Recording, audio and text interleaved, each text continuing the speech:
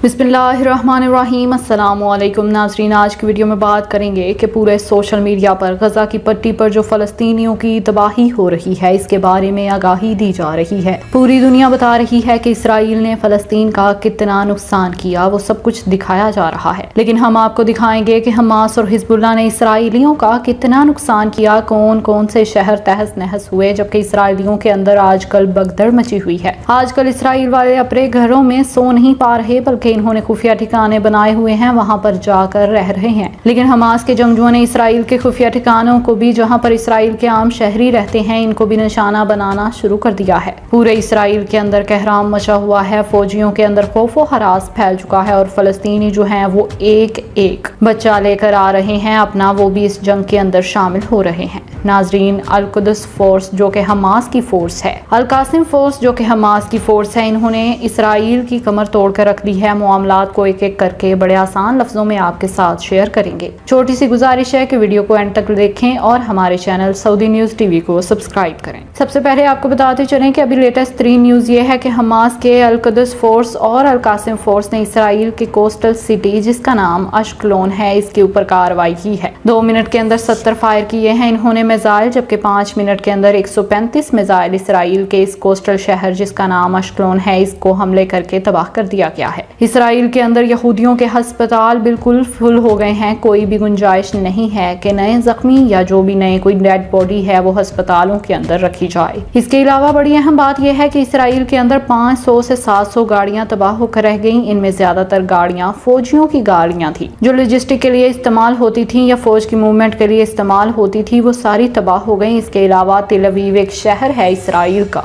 इसको ये अपना दारुल हुकूमत भी कहते हैं, इसके अंदर भी हमले दागे गए। हमलों ने नेस्तो नाबूद कर दिया है इसराइल को। इसके अलावा एक और शहर जिसका नाम अश्कदाद है, वहां पर बहुत ज्यादा मिसाइल दागे गए और इतलात ये हैं कि ये जो आम सिविलियन हैं इनकी मौत भी इसी शहर में ज्यादा हुई। अगर बात की जाए हमास की, तो हमास ने आज अपने रॉकेट का पावर शो दिखाया है, एक वीडियो जारी करके इसराइल को दहराने की कोशिश की है। इसराइल को बताया है कि कितना ताकतवर मुल्क है। इसके अलावा आपको बताते चलें कि कतर, मिस्र और यूनाइटेड नेशन ने कोशिश तो की है कि ये जंग बंद हो जाए इसराइल और हमास के दरमियान, लेकिन किसी किस्म की कोई प्रोग्रेस जो है वो नहीं हुई। फिलहाल के लिए आपको बताते चलें कि इसराइल का इंफ्रास्ट्रक्चर तबाह हो चुका है। इसराइल के जो आम शहरी हैं वो बंकर्स में जाकर छुप गए हैं और जहां पर ये छुप कर बैठे हैं हमास के जंगजुओं ने तो वहां भी अटैक करना शुरू कर दिया है, इन बंकर्स को भी तबाह करना शुरू कर दिया है। नाज़रीन, अगर बात की जाए इसराइल की कार्रवाइयों की, तो इसराइल ने तो केमिकल वेपन इस्तेमाल करना शुरू कर दिए हैं गजा की पट्टी पर और फास्फोरस का बेदरीग इस्तेमाल किया जा रहा है। सेहूनियों की एयर स्ट्राइक्स की वजह से हमास का एक अहम कमांडर अब्दुल्ला शहीद हो गए हैं, जबकि अल कुद्स जो कि हमास की एक तंजीम है इसके 41 से ज्यादा जंगजू शहीद हो चुके हैं।